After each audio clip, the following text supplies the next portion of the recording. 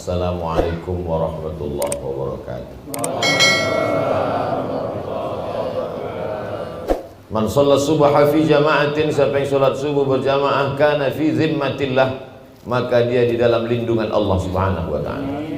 Man shalla subha fi jama'atin, siapa yang salat subuh berjamaah, summa qa'ada yazkurullah, habis salat subuh dia tak keluar masjid, dia duduk berzikir mengingat Allah. Majlis ilmu termasuk majlis zikir. Hatta tatlu'a syams, sampai terbit matahari. Summa yusalli rak'ataini, sesudah itu dia salat sunat 2 rakaat. Namanya salat sunat isyraq, terbit matahari. Kanat lahu ka ajri hajjatin wa umrah, dapat pahala seperti haji dan umrah. Tammah, tammah, tammah, sempurna, sempurna, sempurna. Hadis ini disebutkan oleh Imam Abu Isa Ibnu Saurah dalam kitab namanya Sunan At-Tirmidzi. Hadis ini hadisun hasan, kata Imam Tirmidzi. Hadis hasan, tak ada ikhtilaf antar ulama untuk mengamalkannya. Mudah-mudahan kita istiqamah. Salat subuh berjamaah, duduk berzikir mengingat Allah sampai terbit matahari, salat sunat 2 rakaat, maka dapat haji dan umrah. Sekarang susah haji umrah, punya duit pun tak tahan dicucuk hidung karena vaksin segala macam. Maka andai belum mampu, belum sanggup, istiqomah, mudah-mudahan sampai ke anak cucu sampai hari kiamat insyaallah. Jadi kita tausiah subuh ini sampai waktu maghrib. Jadi cara keluar dari masjidnya jam 5:50. Kalau maghribnya 5:50, maka 5:50. Bagi yang susah menghitung kapan terbit matahari, lewat terbit matahari itu mesti qaidah ramhin, setinggi tombak. Diukur setinggi tombak menurut ilmu astronomi 12 menit. 12 menit digenapkan payah ngitung jadi 15 menit. Payah menghitung-hitungnya, maka lengkapkan saja kalau susah cara menghitung pas waktu maghrib. Kalau maghrib tempat kita jam 5:50, berarti sampai jam 5:50, sesudah itu sholat sunat bagi yang payah menghitung.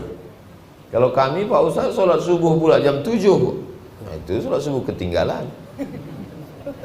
Lamalah sudah rasanya saya tausiah ke berbagai negeri, tapi baru kali inilah saya tengok berita kehilangan. Sudah hilang saudara-saudara kami dari masjid. Terakhir ditemukan sholat Idul Fitri. Jadi memang itulah yang terjadi di tengah masyarakat kita sekarang. Lain padang, lain belalang, lain lubuk, lain ikannya, lain tempat, lain macam cara membawa jamaah nih ke masjid. Jadi saya tanyalah kawan sahabat saya dulu sama-sama di Mesir, macam mana kau cara mengajak jamaah ke masjid? Kata dia, kami buat undangan. Undangan macam mana? Macam undangan nikah. Kepada jamaah, silakan datang ke masjid. Banyak datang, alhamdulillah banyak datang.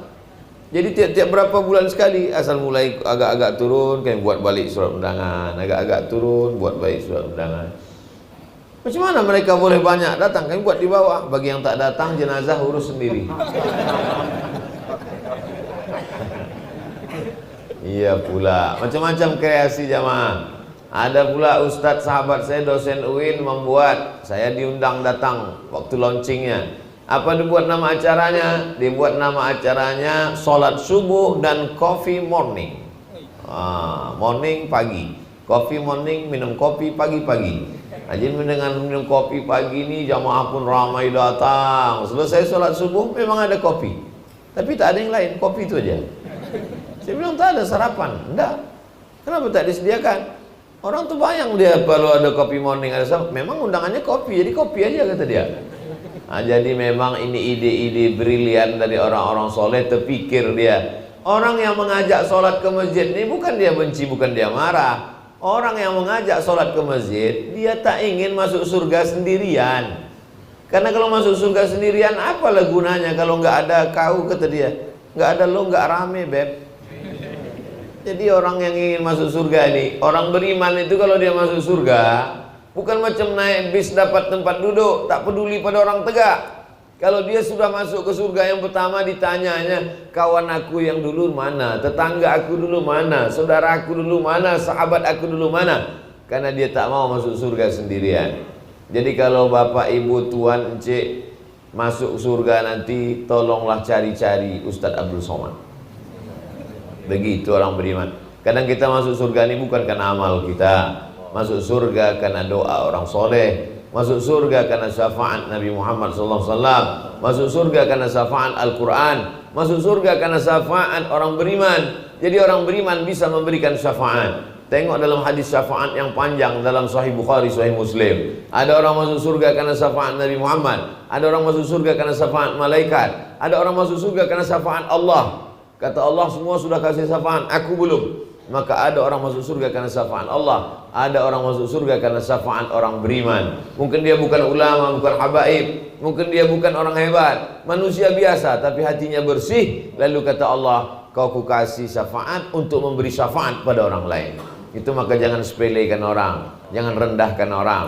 Hai Abdul Somad, jangan kau sepelekan orang. Walaupun tempat duduk kau sekarang ini macam duduk raja-raja dan sultan-sultan.